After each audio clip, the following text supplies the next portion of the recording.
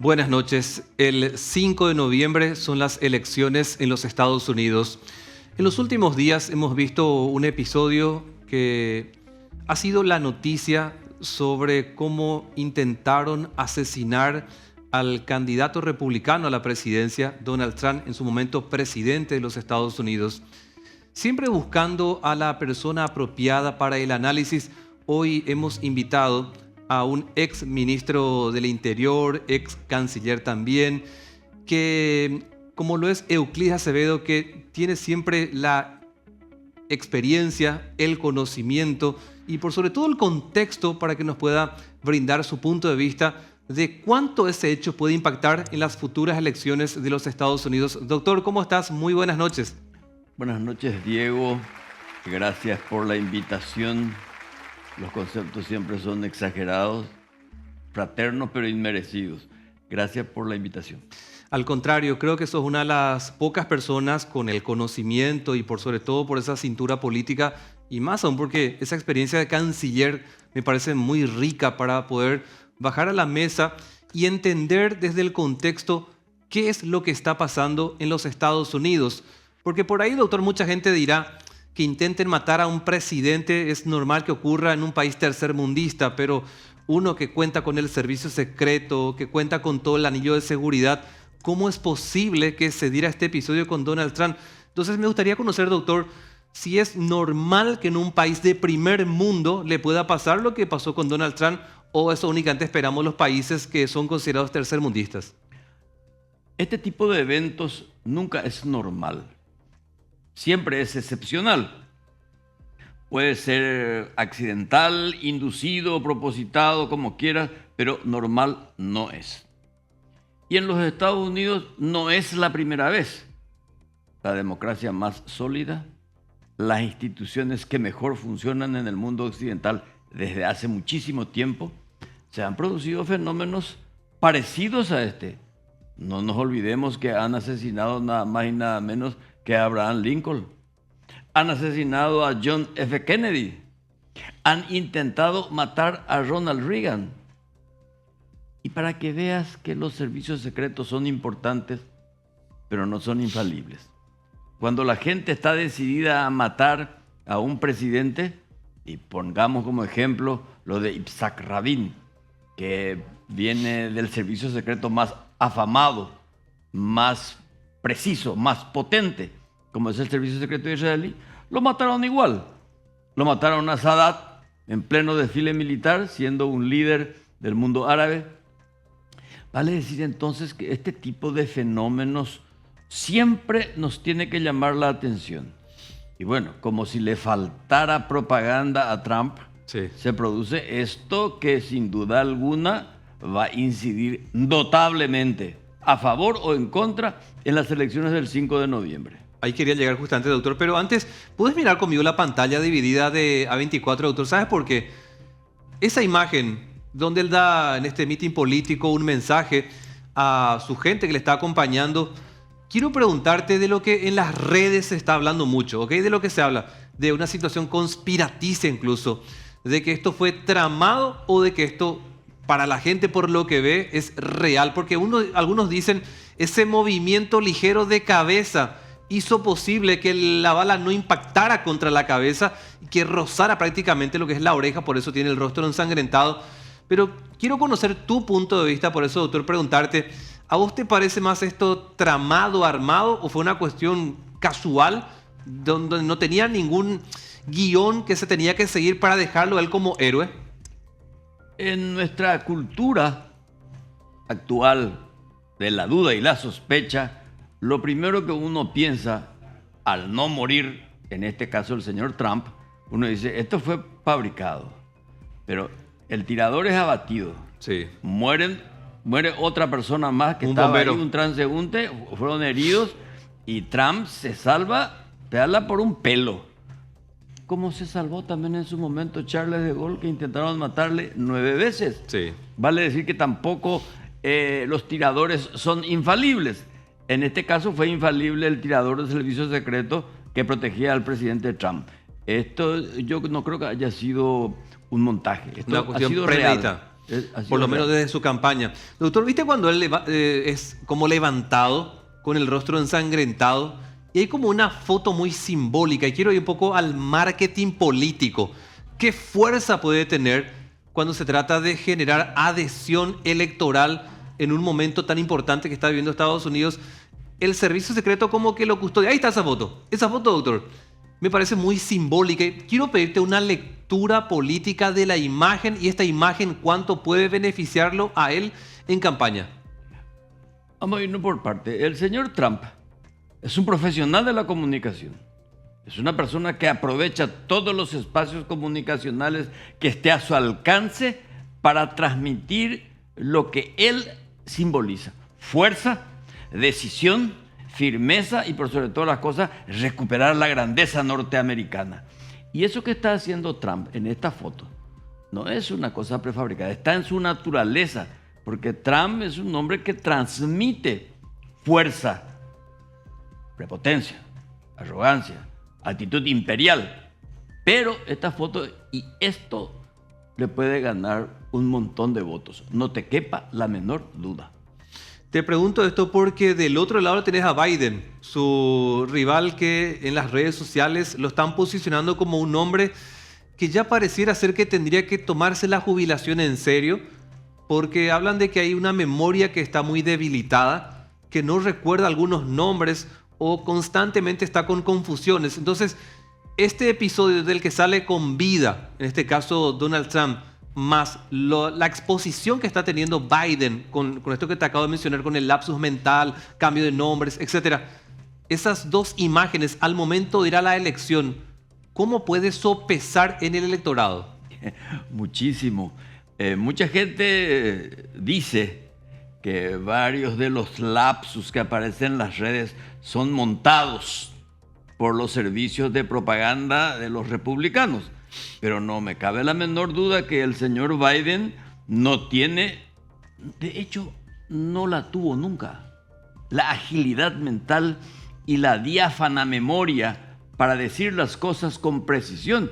Por eso se equivoca como se equivocó en los últimos tiempos. O sea, en el debate con Trump, que creo que fue el único o va a ser el único, demostró no solamente desorientación y confusión, sino por sobre todas las cosas una falta absoluta de dominio de la escena política. Por eso creo que esta composición de fenómeno mediático, el hombre firme, decidido, claro, que podés coincidir o no con su idea, y por otro un señor vacilante, ya no es un problema de edad, sino que es un problema de lucidez, que puede tener a los 50, a los 60 o a los 80. Evidentemente, el electorado americano, que es un electorado que busca un líder, un jefe, un conductor, obviamente, si hoy fueran las votaciones, Trump gana lejos.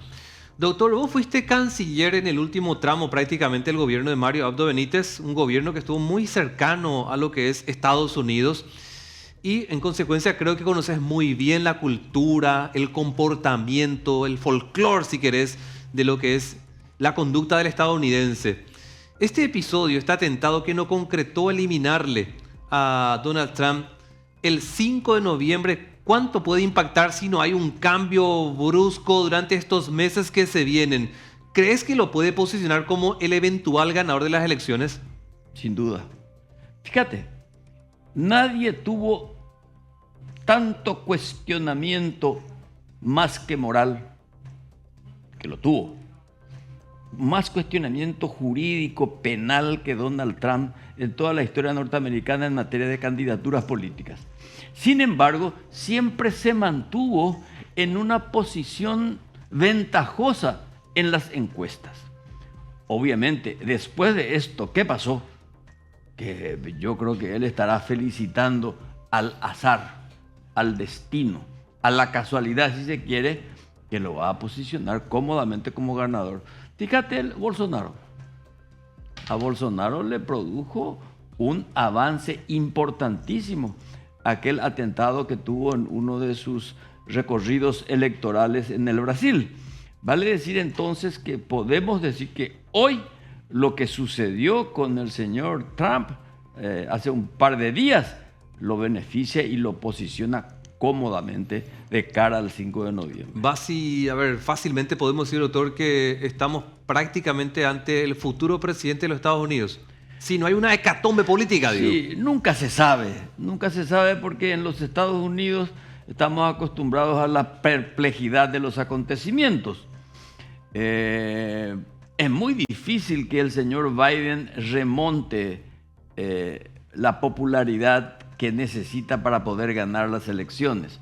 Hoy creo que el señor Trump es un virtual ganador. Hoy, de aquí a un mes no sabemos. Además, con la elección del señor Vance, del senador Vance, no solamente garantiza la presidencia de la nación norteamericana, sino que también el control importante en el Senado.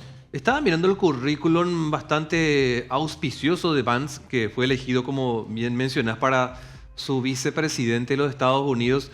Y por ahí muchos decían, ¿será que va a elegir a una mujer? Porque siempre estamos en ese debate de géneros, de tratar de buscar la igualdad en las condiciones políticas, pero decidió por un hombre, pero tiene un currículum bastante prominente y una trayectoria política. Veo que en Ohio es uno de los senadores bastante consolidados. Entonces, ¿qué crees que le puede sumar este parlamentario hoy, su candidato a vicepresidente? Vance, además de transmitir la seguridad de tener una mayoría importante en el Congreso norteamericano, se asemeja mucho a Trump. Es un hombre firme, es un hombre duro. ¿Qué es lo que caracteriza a Donald Trump? Su dureza. Es un hombre duro, es un ferretero. O sea, comparado con Biden, que es mucho más tolerante, es más frágil.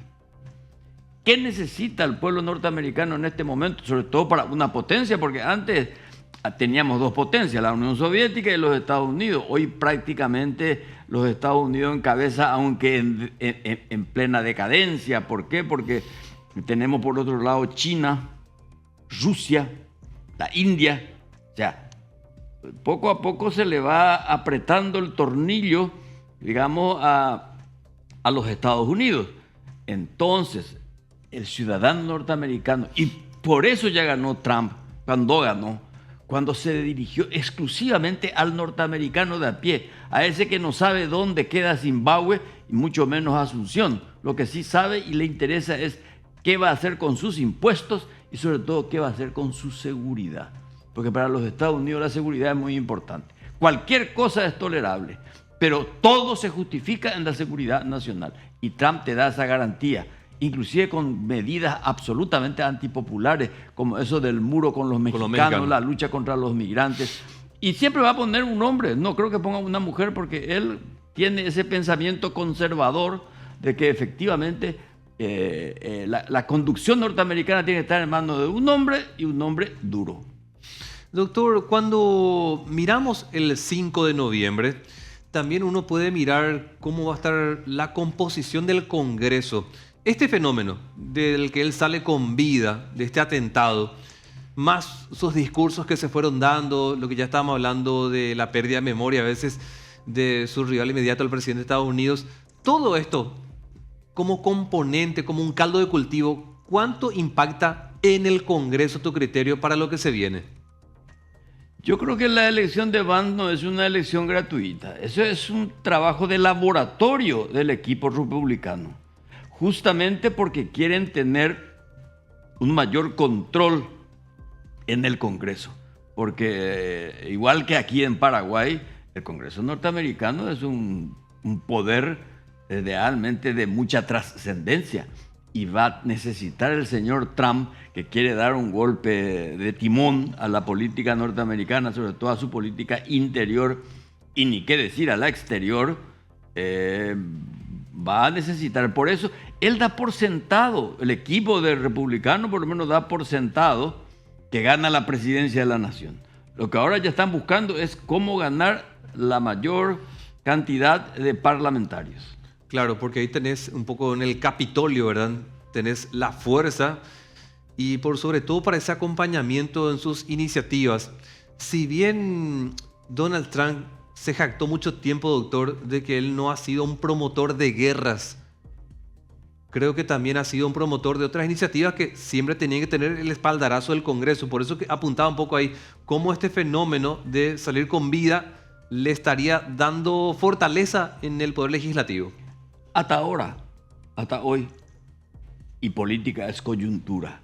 En esta coyuntura, este intento de magnicidio le favorece ampliamente al señor Trump, no solamente de cara a su presidencia, sino que de cara también a su mayoría en el Congreso. ¿Él sale como héroe acá o como víctima, doctor, a tu criterio? De hecho, es una víctima. Pero él se encarga y sus comunicadores se van a encargar de aparecer como un tipo, un héroe, como un hombre que es capaz de afrontar una posible tragedia con firmeza. No vaya a creer vos que no se habrá asustado. Claro que se asustó, pero Sí. en su ADN está la firmeza. Alguien le habrá dicho, o él mismo, y levanta los puños como diciendo, los muertos que vos matáis gozan de buena salud siguiendo a don Tenorio.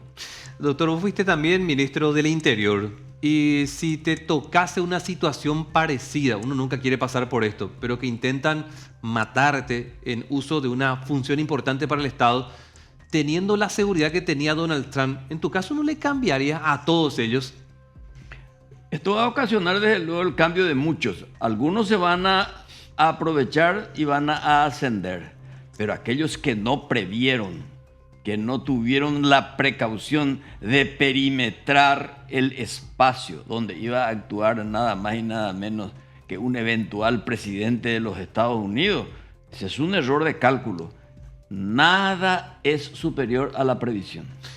En materia de seguridad eso es fundamental. ¿Sabes por qué te pregunto, doctor? Porque como muchos tengo la idea de que los Estados Unidos es uno de los países más seguros del mundo. Y si esto le está pasando a un hombre que de por sí puede tener una muy buena seguridad, tiene el servicio secreto de aliado, es vulnerable como cualquiera de nosotros al fin y al cabo. Todo es vulnerable, mi querido amigo. Y en Estados Unidos, más que en ninguna parte, hay fenómenos muy extraños. La matanza de niños o de adolescentes en los colegios, ese atentado en la maratón, un servicio secreto que funciona todo el tiempo. O el propio Donald Trump que dice, lo de las Torres Gemelas sabían de antemano y no quisieron impedir. Lo dice Donald Trump, no lo digo yo. Es decir, aquí está en juego muchas cosas. Y yo creo que a partir de esto, de que lo que le pasó a Donald Trump, el sistema de seguridad de los Estados Unidos está bajo sospecha, está bajo la lupa y van a rodar muchas cabezas. No te quepa la menor duda. Claro, porque, a ver, ¿cómo impactaría esto fuera de los Estados Unidos? ¿A qué voy, doctor? Imagínate que esos grupos guerrilleros, esos grupos ideológicos, esos grupos de bandas organizadas criminalmente hablando, ven que es vulnerable la seguridad de Estados Unidos, y más cuando tenés a un hombre que uno supone va a tener una excelente seguridad, no la tiene, es vulnerable.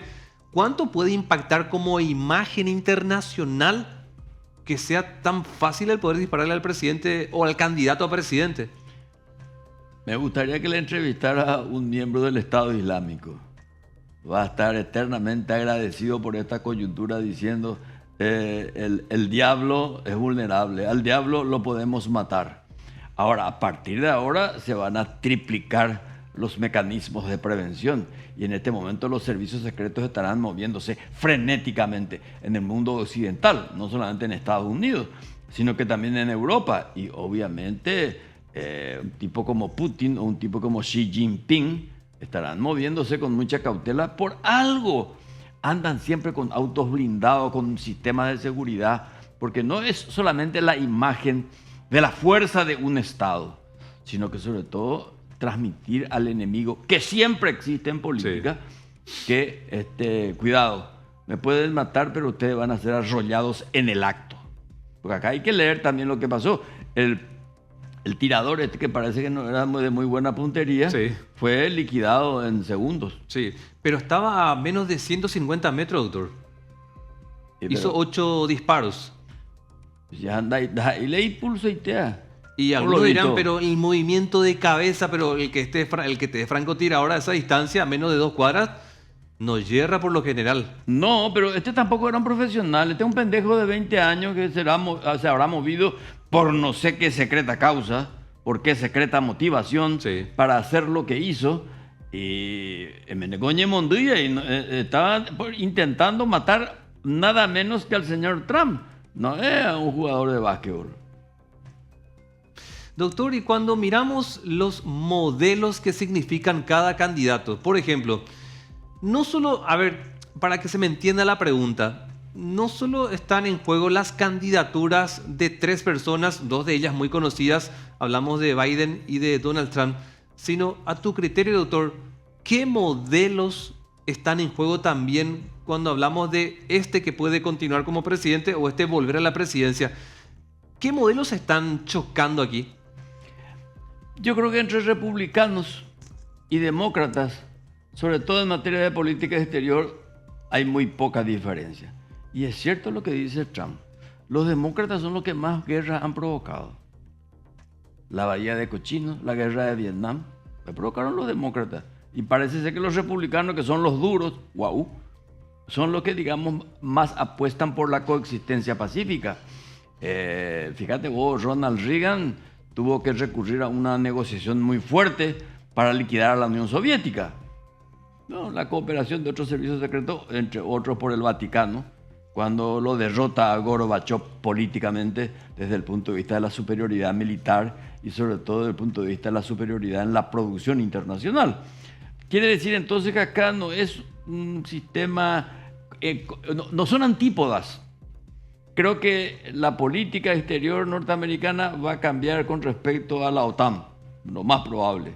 No creo que Ucrania reciba la ayuda que hoy recibe de Estados Unidos si el próximo presidente es Donald Trump. Donald Trump se va a dedicar a satisfacer expectativas nacionales. Y los norteamericanos, el de a pie, el laburante norteamericano, el del medio oeste, está harto de que su impuesto y su dinero esté dedicado a la guerra. Te preguntaba por lo de los modelos, doctor, porque probablemente el estadounidense se plantea con cuál de los dos me voy a quedar para la presidencia de los Estados Unidos. Por esto que vos bien indicabas, ese modelo expansionista que pareciera ser que a veces tiene Biden por aquello de el dinero que da financiando con armas, financiando con dinero, lo de Ucrania, llámese Israel, llámese Rusia, llámese también incluso esta parte de la región Mercosur. O sea, ¿cuál va a ser ese modelo que va a proyectar de gestión en el caso de que siga Biden y cuál va a ser el modelo de gestión ante el mundo si vuelve a la presidencia Donald Trump? Donald Trump va a tratar de bajar la intensidad de la cooperación militar internacional. Se va a dedicar más a buscar la prosperidad económica de los Estados Unidos, pero jamás va a descuidar la vocación imperial que se sustenta en la industria militar. Jamás. Ni uno ni otro. Y mucha gente dice, bueno, ¿y por qué lo mantienen todavía a un jubilable? Jubilable, como Biden. Detrás está la industria militar, los banqueros, la industria inmobiliaria, los grandes negocios y negociadores del mundo internacional que lo van a manejar con mayor comodidad. O sea, Biden hoy es más manejable que Trump. Trump, que va a tener también presión porque él es un empresario, por lo tanto, se mueve en ese mundo como nadie, en el mundo sobre todo sórdido de los negocios. Detrás de la política norteamericana siempre están los industriales del odio, los industriales militares, los industriales de la guerra, los militares, los economistas, los banqueros, aquellos que buscan el dominio y el aprovechamiento de la debilidad de los estados más vulnerables. ¿Vos crees, doctor, que en caso de que Biden vuelva a ganar o su equipo vuelva a ganar, esa manera de tener la vida diplomática con países como Paraguay se van a mantener? Porque hemos visto, por ejemplo, a un embajador de Estados Unidos en Paraguay muy mediático, que por ahí antes sí había de aquellos que había con cierta injerencia, pero no sé si tan abiertamente y tan provocativamente como fue con este embajador en el que sigue nuestro país. ¿Crees que ese modelo de gestión diplomático continuaría en caso de que Biden vuelva a ganar la presidencia? Yo creo que gane Biden o gane Trump, me refiero a América Latina, la política va a seguir siendo la misma. La diplomática. La No va a cambiar. no va a cambiar. Puede cambiar de tono, puede cambiar con matices, pero va a seguir siendo igual. Ellos van a tratar de cuidar un territorio que en este momento poco a poco va siendo bocado de los chinos y bocado de los rusos. Eso para la política exterior norteamericana es inaceptable. Por lo tanto, van a seguir igual. Lo más probable es que después del actual embajador norteamericano venga alguien más discreto, pero con la misma actitud. O sea, no se crean ustedes que el embajador hace lo que a él se le antoja y porque su personalidad así lo dice. No, él es un cumplidor de órdenes. Así de simple. ¿Por qué te planteaba esta situación lo del vínculo diplomático, doctor? Porque cuando, viniendo ya a Paraguay, conectando con Estados Unidos, desde el mismo momento que se anunció que venía una persona que tenía un marido, y no por menoscabar, sino para poner sobre la mesa cómo rompió moldes, cómo fue alguien diferente, porque por ahí en otros países, no sé si Estados Unidos ha de enviar a un diplomático que esté casado, un hombre con otro hombre, y acá en Paraguay eso como que en algún momento formó parte del debate, porque no forma parte por ahí del acervo normal de la población que tiene sus costumbres o de nuestras leyes. No porque se lo rechace, no es el punto, sino porque fue absolutamente diferente de las costumbres paraguayas. Un ejemplo, enviando a un embajador que está casado con un hombre. Y evidentemente una política transgresora. Yo, que viví mucho tiempo en España, el embajador también estaba con su marido y a nadie le importó un pepino. Pero acá prácticamente fue un balde de agua fría para una sociedad conservadora. A mí me consta el día en que presentó sus cartas credenciales, el actual embajador, yo estaba con el presidente Abdo, y Abdo es muy tolerante, sin ninguna duda, sí. Pero cuando le dijo, quiero seguir hablando con usted en mi casa, le invito yo y mi marido, yo que conozco algo del lenguaje facial, el presidente Abdo no dejó de sorprenderse, sin ninguna duda. Y el otro lo hizo a propósito, justamente para ponerle incómodo a un pensamiento paraguayo que es un pensamiento conservador. No, es que no tendría que ser ningún problema, evidentemente, ya en estos tiempos principalmente, doctor, pero a lo que voy es, esa política transgresora pareciera ser más visible con el modelo de gestión de Biden que de Trump, ¿o estoy confundido? Sin duda. No, segurísimo eso es. Fíjate vos, Biden, pese a ser un católico de comunión diaria, tiene actitudes absolutamente contrarias al pensamiento único de la Iglesia Católica. Él se reúne con los homosexuales, con los que se casan, con las variables más imprevisibles del mundo del LGTBI, no sé qué cosa más. ¿Por qué? Porque está queriendo demostrar que él está por encima de aquellos criterios conservadores. Pero esos son gestos que hacen a la convivencia, no a la política en sí de Estados Unidos en materia de política exterior o de política armamentista. Doctor, ya entrando en la parte final de este bloque contigo, quiero venir de vuelta de Estados Unidos a Paraguay. Si tuviésemos, obviamente, esa posibilidad de decidir, cosa que no la tenemos, pero entrando en esa película de la posibilidad, ¿cuál de los dos nos conviene a nosotros que gane la presidencia? ¿O Biden o Donald Trump el 5 de noviembre? Te respondería como un transgresor. Ninguno de los dos. ¿Ninguno de los dos? Por eso te estoy diciendo, hice la palabra de transgresor. No, yo creo que finalmente no es un problema de conveniencia. Te repito, la política exterior va a ser la misma. A mí no me preocupa quién va a ganar. A mí lo que me preocupa es qué vamos a hacer nosotros con respecto a la política exterior norteamericana. El americano es imperialista, es expansionista, se mete, tiene injerencia, todo. Pero lo importante no es eso. Lo importante es por qué le vamos a permitir. ¿O vos crees que la política exterior cambió entre Bolsonaro y Lula? La política exterior es la misma. La política expansionista del Brasil sigue tan vigente a partir de Pedro II en adelante. O sea, hay que ser en ese sentido bastante frío, bastante incombustible. Otra cosa son los gestos, otra cosa son las modalidades y los tonos. Pero yo te puedo asegurar que nos da igual. A mí lo que me preocupa es qué vamos a hacer nosotros. Gane quien gane en materia de política exterior, en materia de Estados Unidos. Es decir, llama la atención, salvo que me equivoque. ¿Ya vino el placet para la señora Lea Jiménez, nuestra candidata a ser embajadora ante la Casa Blanca? ¿Ya vino? No. Que yo sepa, aún no. Otros me dicen que ya vino. Bueno, ¿qué va a hacer la señora Lea Jiménez en la Casa Blanca? Eso sí nos interesa, sea con Biden o sea con Trump. ¿Y te parece que Lea Jiménez es la candidata ideal para ese cargo?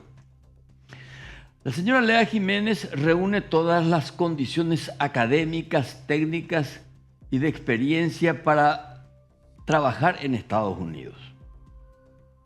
Para mi gusto, yo enviaría a un político. ¿Un político? A un político. ¿Pero por qué, doctor? ¿Por qué? Porque las relaciones con los Estados Unidos son relaciones políticas donde hay que negociar todo y hay que saber plantarse en un momento dado. Y normalmente el técnico no se planta, el técnico se defiende con datos y el político se defiende con argumentos, con carácter. No digo yo que la señora Lea no la tenga, creo que tiene más que muchos paraguayos, pero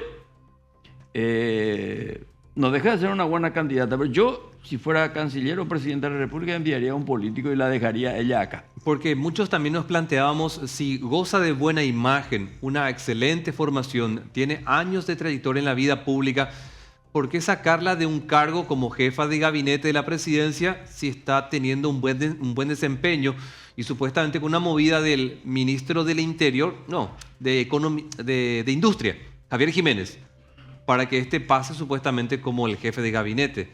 Javier Jiménez en lugar de Lea Jiménez. La información que yo tengo que no va a ser él. Ah, no va a ser él. No. ¿Quién sería, doctor? Contame. No te puedo decir, pero va a ser un político.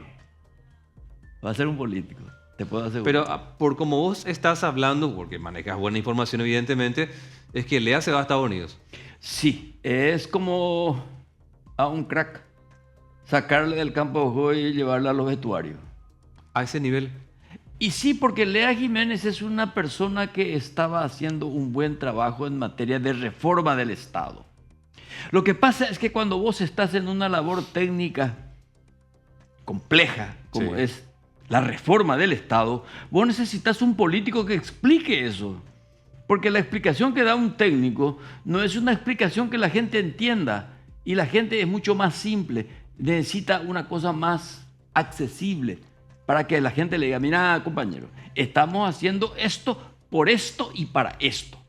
Por eso el presidente Peña tiene que rodearse más de políticos, pero políticos en serio, no de lisonjeros, no de cortesanos que le dicen delan de Ponavean, delan de Yuquivean, delan de Igatevean, delan de Arandú. No, basta de eso. El chupamedia. Rodearse un equipo político que le sepa conectar con la realidad. ¿No te parece razonable, doctor, que si vos fueses presidente, porque fuiste candidato a la presidencia, y yo te conté que te voté justamente en las elecciones, doctor, ¿no te parece razonable que si vamos a poner a un embajador, debería ser, o embajadora, después de conocer las elecciones del 5? También. ¿O es necesario ya poner ahora? Se tendría que haber tenido esa precaución. Fíjate vos, esas son las cosas que el servicio de inteligencia le hubiera ayudado al presidente. Presidente, Anina Yapura. O sea, ¿por qué no se apura en nombrar un embajador en Moscú? Por ejemplo. ¿Por qué no se apura en nombrar un embajador en Venezuela o en La Habana? No hay apuro. ¿Por qué el apuro en los Estados Unidos? Sobre todo en este periodo de transición y ahora más que nunca con la sordidez de lo que ha pasado en este intento de magnicidio. Tal cual, doctor. Y ya para ir cerrando este bloque contigo, si fuese Lea o cualquier otro compatriota que vaya como embajador paraguayo ante los Estados Unidos, aparte de la carne, que va a ser una batalla por ahí para conquistar, que no es muy grande realmente la porción que va a llegar de Paraguay a Estados Unidos, pero te da cierta fama, te da cierto prestigio que Estados Unidos te compre la carne. Aparte de la carne, doctor, como lucha, digo, para conquistarla, ¿qué más tendría en su agenda ese diplomático? Tendría que ser la cooperación técnica la cooperación en recursos humanos, la cooperación en materia de medio ambiente y sobre todo en la cooperación de lucha contra el crimen organizado. Los Estados Unidos hablan mucho de la lucha contra la corrupción en la administración pública.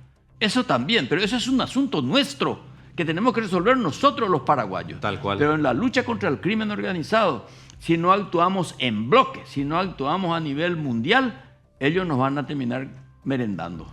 La última, doctor, ¿cómo crees que ve Estados Unidos este decomiso histórico de cargamento de cocaína? ¿Lo ve como una cuestión muy nuestra, muy interna de Paraguay?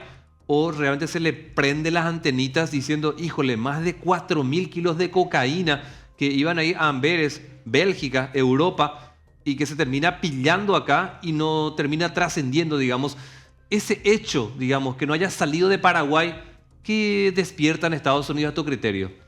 Bueno, en primer término, es un hecho exitoso, que habla bien de los servicios de lucha contra el narcotráfico. O sea, los Estados Unidos ven como un buen aliado. Y aquí también ellos metieron la mano, no vayas a creer que ellos no cooperaron. En el gobierno anterior también casi 4.000 kilos de cocaína fueron decomisados. Tenían el mismo destino. Amberes. Amberes.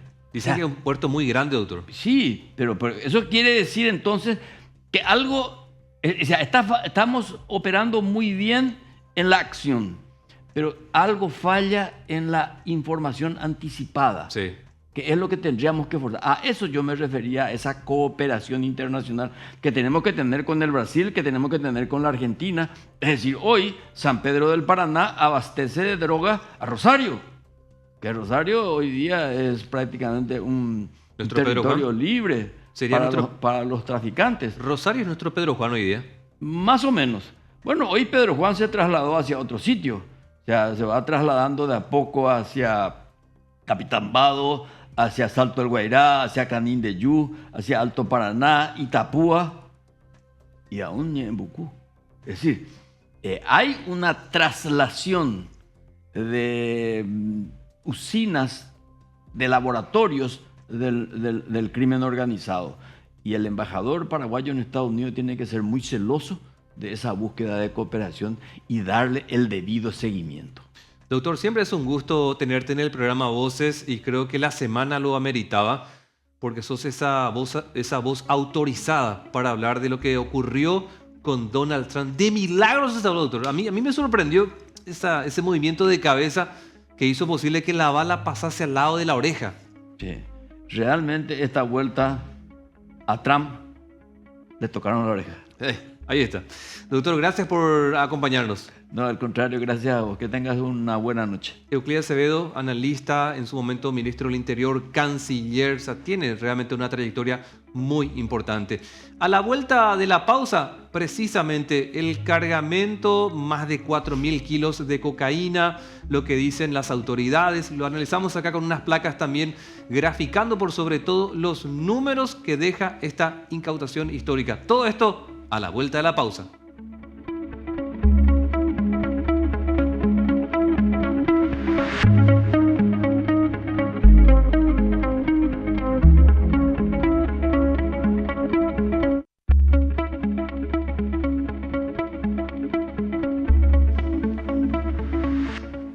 Otro de los hechos importantes en las últimas horas tiene que ver con el mayor cargamento incautado en cuanto a cocaína, que se dio a conocer a través de un trabajo en conjunto entre la Dirección Nacional de Ingresos Tributarios y la SENAT, ya en colaboración también de los que fueron sumándose la Policía Nacional, y se dio posteriormente participación al Ministerio Público para encauzar una investigación que tiene que ver con más de 4.000 kilos de cocaína, una droga que no se produce en Paraguay, pero que por décadas ha sido por Paraguay el territorio de tránsito, la ruta del narcotráfico, para que viniendo de Bolivia vaya por Paraguay, vaya a Brasil o vaya, en este caso en particular, como se alertó, a Amberes, en lo que hace a Bélgica, uno de los puertos más grandes que tiene Europa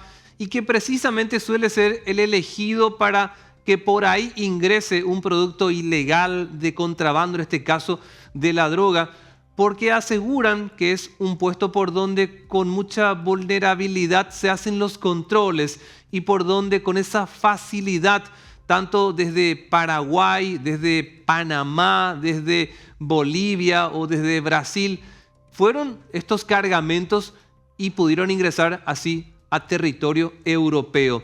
Esta fue la noticia y que además prosigue, por supuesto, con el examen que se está realizando a estos 4 contenedores que iremos de a poquito desglosando cuál fue el impacto que tuvo en el ámbito económico, político, los pronunciamientos que se dieron, el trabajo de la Fiscalía para las imputaciones y en un trabajo mancomunado con Europa y estas agencias que hacen posible la seguridad, el permitir que aquí en Paraguay se dé con esta importante incautación en un volumen que nunca se ha visto. Esta jornada también fue marcada por algunas conferencias de prensa. Vamos a escuchar, por ejemplo, lo que inicialmente decía Jalil Rachid, que es el actual ministro de la Senat. Al lado estaba Óscar Orue, el director nacional de ingresos tributarios. Ambos compartían los datos preliminares. No nos olvidemos de ese pequeño detalle como para subrayarlo, ya que todavía no se ha cerrado el pesaje o la contabilidad de todo lo que se generaba en estos contenedores que hace 15 días pasaron por los controles de los que tiene esta dirección, pero con el control humano, que es lo que destacaban en la conferencia, se pudo detectar la presencia de cocaína y con otras metodologías, por supuesto. A continuación, Jalil Rachid y Óscar Orue. Son 4.013 kilos de cocaína. Eso es preliminarmente un récord histórico, no solo para la Senat ni para la DENIT, es para el gobierno nacional, para el país. Un trabajo coordinado entre Senat y DENIT. Obviamente al estar involucrada otra institución, obligatoriamente tenemos que dar participación también, luego al Ministerio Público. Esta cifra de la cocaína incautada puede mantenerse o puede aumentar. Este trabajo, como bien lo mencionó, es un trabajo del gobierno nacional. Hemos trabajado coordinadamente entre ambas agencias. Hemos detectado este esquema de tratar de enviar bolsas de azúcar mimetizados con cocaína pura.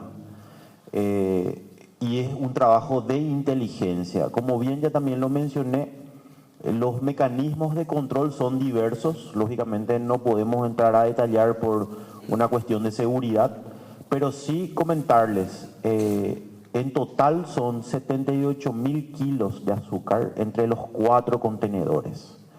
Eso recién un contenedor se aperturó, en el cual se hicieron las pruebas, se encontró en este caso cocaína pura. Estamos hablando de el cargamento más alto o más grande incautado hasta el momento. Estamos hablando de 4.013 kilos. Eso ya es una cifra oficial de lo que se pudo incautar en este primer container, en este primer... Esto nos lleva hasta el puerto Cacupemí, donde se pudo detectar a través de la operación Dulzura esta enorme cantidad de cocaína y que a esta hora prosigue con todos los trabajos de cálculo, de cómputos, y de hecho estamos observando a pantalla dividida. Así se encontraban estos contenedores que a su vez tenían estas bolsas que más o menos eran de 25 kilos y algunos estaban relatando que en el primer contenedor algunas de las bolsas teniendo 25 kilos, de ellos 23 era de cocaína y 2 era de azúcar, razón por la que llamaban a este operativo el operativo Dulzura, que tiene prácticamente a una mega estructura en su conformación de organizaciones criminales para poder llegar hasta Europa, y aquí un perjuicio enorme para esta facción criminal de al menos 240 millones de dólares. Están viendo imágenes de las últimas horas de lo que ha sido tomar estas bolsas que tenían que tener en su origen azúcar. Esto era por sobre todo para un negocio rentable, legítimo, legal, un negocio que no iba a generar ninguna sospecha, ninguna duda.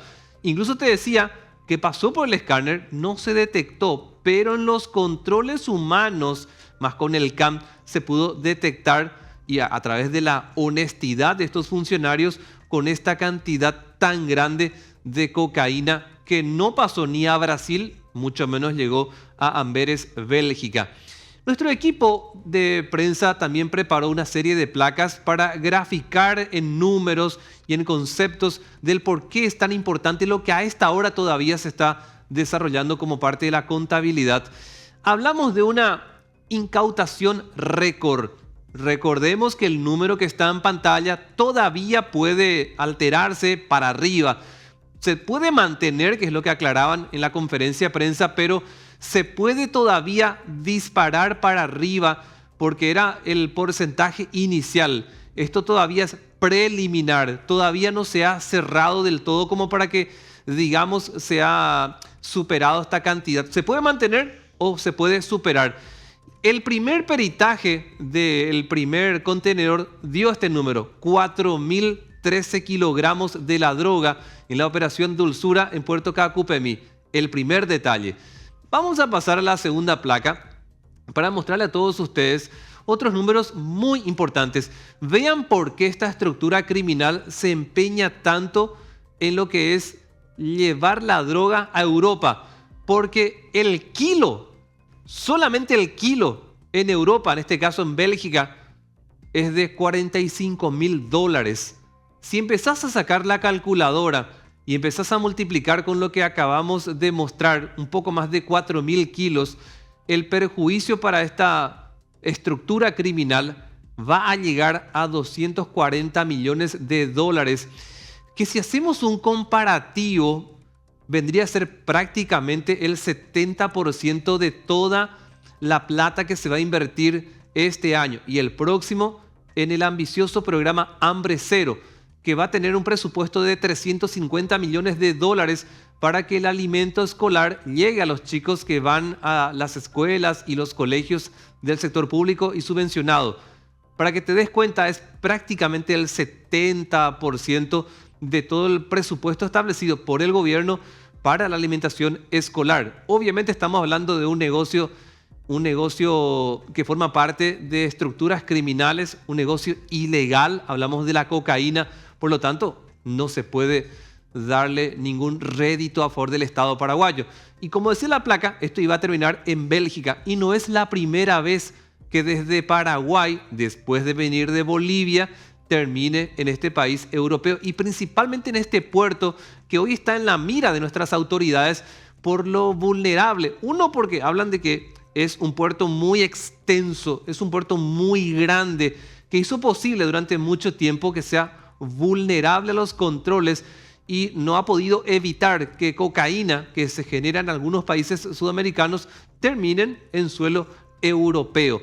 Esto es por un lado, y en lo que hace a la siguiente imagen para repasar datos históricos que tienen que ver con Paraguay. Hoy estamos celebrando ya parcialmente el cargamento incautado en mayor volumen en mucho tiempo. Fíjate el número uno. El número uno en cuanto a un dato que seguramente en los próximos días se va a cerrar al 100%. Pero si miramos hoy preliminarmente, se ha llegado a 4.013 kilos con fecha 15 de julio de 2024. Ahora, vamos a un antecedente un poco más cercano cuando también celebramos la noticia de que se incautó en territorio paraguayo, no salió de suelo paraguayo como ocurrió en otras ocasiones. El 23 de octubre del año pasado se incautaban 3.415 kilos y ya era un récord. Ya también celebrábamos de que se hizo un trabajo de inteligencia, de investigación y se pudo cortar desde suelo paraguayo para que no llegue a Alemania o a Bélgica, que son los destinos habituales desde Sudamérica a suelo europeo. Vean ustedes otro hecho que también en su momento fue histórico y que así se lo presentaba en todas las portadas cuando nos remonta hasta el 19 de octubre de 2020. En aquella ocasión había caído este cargamento de 2.906 kilos también de cocaína. Y en todo momento se habló del alto valor en lo que hace al costo y a la ganancia que originaba estos grandes cargamentos. Vamos al cuarto antecedente, porque para aquella ocasión, el 6 de febrero del año 2019, alcanzamos una cifra para entonces récord y muy cercana a la del año siguiente. O sea, para aquella fecha llegábamos a un cargamento incautado de 2.190 kilos de cocaína y se iba sumando a todo lo que hace la SENAT para posteriormente sacar de circulación. El quinto en este ranking de hechos que hacen a los mayores cargamentos incautados de cocaína nos lleva hasta el 10 de noviembre de 2012, cuando caía este cargamento de 1.748 kilos de cocaína. Estos son los 5 episodios más importantes en el trabajo de la SENAT, de la policía, como también del Ministerio Público. Muchos se han de preguntar qué va a pasar ahora con el último cargamento y cómo ocurrió con los anteriores.